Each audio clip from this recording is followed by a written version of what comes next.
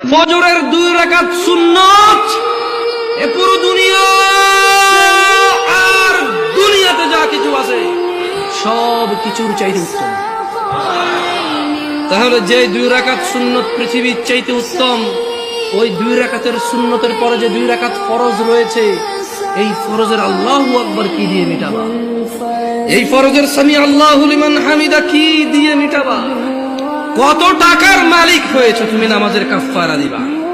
যেখানে সুন্নত 2 রাকাতের মূল্য পুরো পৃথিবীর সমস্ত সম্পদ বিক্রি করে যদি একটা স্বর্ণ কিনা হয়, ওই স্বর্ণকে যদি এক পাল্লায় রাখা হয়, আর ফজরের 2 রাকাত সুন্নতকে যদি এক পাল্লা রাখা হয়, ফজরের 2 রাকাত সুন্নত ভারী।